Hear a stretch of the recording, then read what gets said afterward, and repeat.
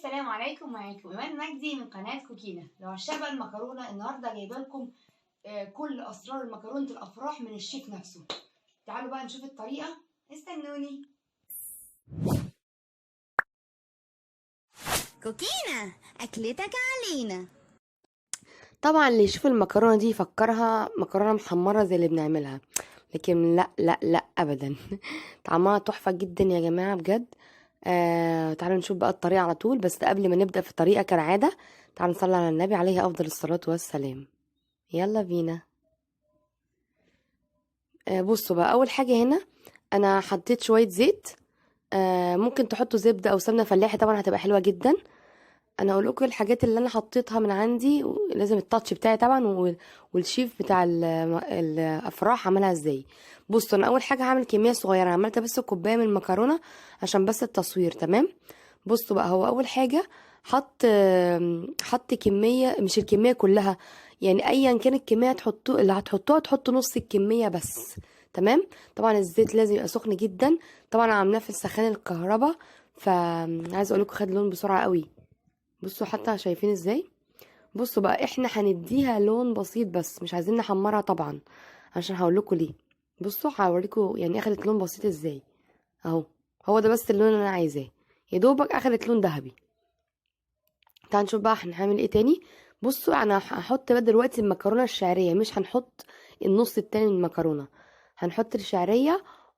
وعشان طبعا انتوا عارفين الشعريه يعني ايه، ما بتاخدش ايه برضو ايه تحمير كتير زي المكرونه الصغيره.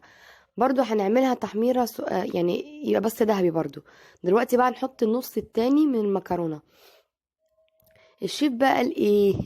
ليه التست ده؟ علشان بيخليها طعمها احلى، يعني بتدي طعم احلى واحلى التست ده، عشان تبقى بصوا حبايه وحبايه بالشكل ده. اعتقد هي واضحه اهي، هتلاقوا حبايه غامقه وحبايه فاتحه.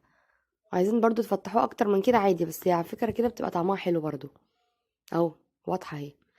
تعالوا بقى نشوف سر الخلطه السريه اللي هما بيعملوها. بصوا بقى اللي هتقلب الدنيا.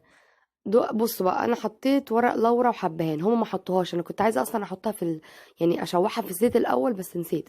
بس انا دي حطها من عندي، لازم التاتش بقى. بصوا بقى، هو حطوا فلفل الوان بس انا حطيت فلفل اخضر عشان ما كانش عندي الوان. وحطوا ملح وفلفل وكمون وكزبره، وما حطوش توم مفروم، هما قطعوا يعني قطعوا توم يعني فريش يبقى احلى، التوم قصدي المقطع قطع صغيره، بس انا نسيته فرمته يعني. وانا احط مرقه خضار. بس هم هيحطوا شوربه، بس عشان انا مش هحط شوربه حطيت مرقه خضار. انا برضو بقول لكم على التاتش بتاعي وهم عملوا ايه وانا ما عملتش ايه، الحاجات اللي ضفتها وهم مش بيعملوا، عشان برضو اقول لكم ايه بالحق عملوا ازاي. دلوقتي بقى نحط معلقه كبيره صلصه طماطم. هما برضو عملوا ايه بقى، هما يعني سبكوا طماطم مع صلصه، انا حطيت صلصه بس. لازم برضو اقول لكم بالامانه عشان عايزين تعملوا زيي او زيهم. عايز اقول لكم بقى الريحه دلوقتي اول ما حطيت بالذات البهارات قلبت الدنيا. بصوا بقى، ريحه وطعم وجمال. هقلبها بقى تقليبه كده وهتحمر اهي شويه طبعا من الطماطم، هتدي لون حلو. دلوقتي بقى نحط ميه مغليه. بصوا بقى، الميه المغليه دي مش عايزينها تبقى كتير، يعني دوبك تتغطى كده بسنه، يعني اكتر من الرز كده بشويه، ولو عوزنا تاني نحط ميه، تمام، علشان مش عايزينها تعجن معانا. يعني الميه الكتير مش حلوه، حطوا حبه بحبه. دلوقتي بقى هغطيها وههدي عليها النار لحد لما تتشرب، ولو احتجت ميه تانية هبقى احط لحد لما تستوي. وبس كده. بصوا بقى استوت وبقت جميله جدا.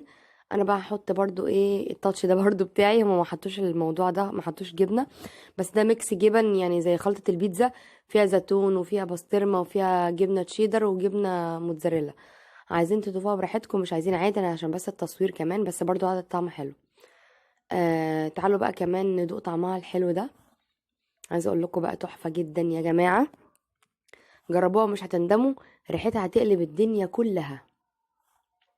تعالوا بقى كمان نشوف دلوقتي ايه الختام.